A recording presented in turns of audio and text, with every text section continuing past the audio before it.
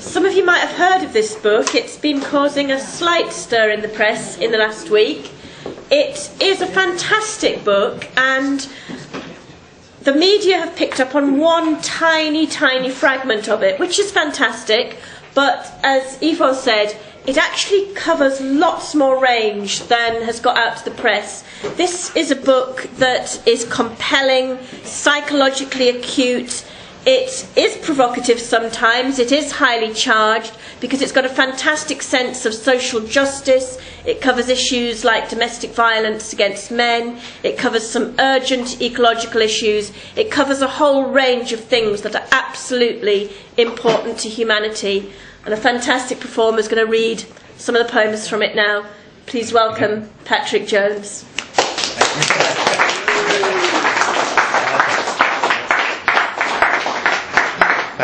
Thank you very much, and thanks very much for coming out on a cold Friday night. I do actually love North Wales. My wife is from North Wales, and whenever I drive up, I know it, away from the cramped valleys and the terraced houses, I suddenly feel, I don't know, I can almost see Merlin and druids running around. I really do. It really does inspire me with my spiritual side. And it's lovely to come up and meet people. And I thank you for Martin, who runs the place here, for allowing us to hold it. For Reese for help setting it up. And for Jan, of course, for publishing the book. No, I am not got that book. But sorry, see, I'm not out for publicity.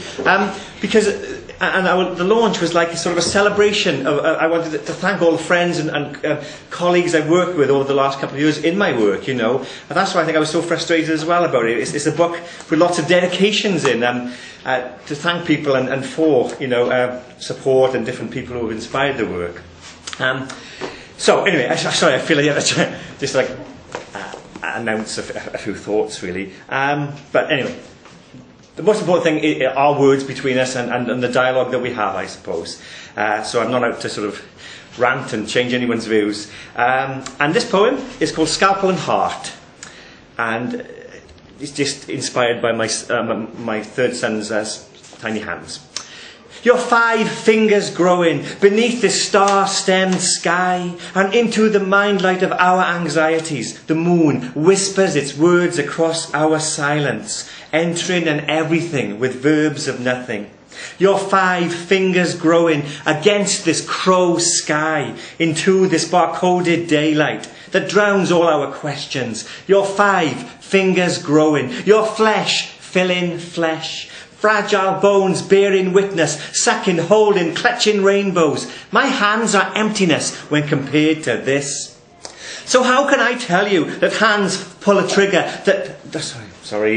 how can I tell you that fingers pull a trigger, that hands make a fist, smash doors, push buttons, hold knives to extinguish a belief in this life living? And how can I hold you with my adulterated palms and my lip silence values when man culls man for religion, for love, for nothing? Your 5 fingers growing, attuned to gentleness, cloud and star, pink miniatures of man, without this blood bleeding. And I stare at your fragile fingers that fuse, how they reach and hold, how they search and ask, how they balance in air, in sleep, harming nothing, hurting no one, and only knowing the breeze and the breath of brothers and sisters.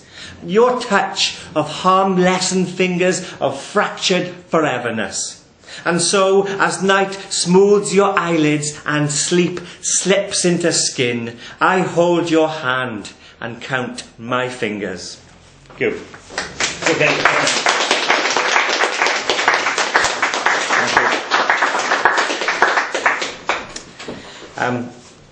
Another poem which came from I suppose my hatred of the way the sort of right-wing media presents the notion of asylum seekers and refugees and the language it uses, and I just got a bit sick of it all. And I had some phrase I think about what makes us what we are, and I thought we all come from somewhere. Our family trees, what is pure British or pure this or that.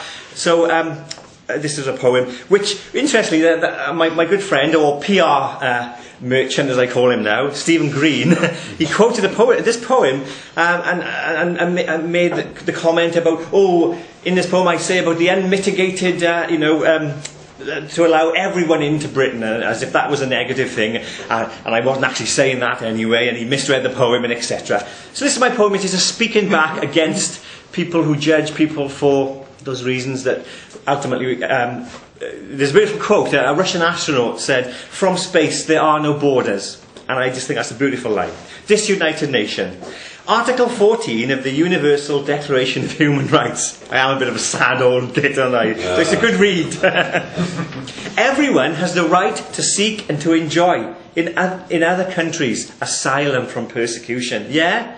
In Great Britain, this land of hope and glory, land of their fairy tale story. We patrol our borders, obey their orders, spend 563 million on the dome, and close our hospitals and moan at asylum seekers, taking our money, our homes, our jobs, our liberty. Let's lock them up before they destroy our economy. See, we love you people here in Wales, we're no racists, but if they come here, they get our fists. Yes, in Great Britain, this disunited nation of red, white and blue, of white male bigots and children learning through Sun, headlines and telegraphed lies. Cameron proclaims and Brown denies as refugees die in front of our eyes. We patrol our borders, obey their orders. But we welcome Hitachi, Iowa, Toshiba, lovely LG. We worship Tevez, Henri, Nani. And yet we spit at frightened refugees. So I propose that next time a politician or anybody mentions the words detention and refugee so casually, I will ask them to look in my Bible, the dictionary, where they will see that refuge is the word before refugee and that détente comes before detention.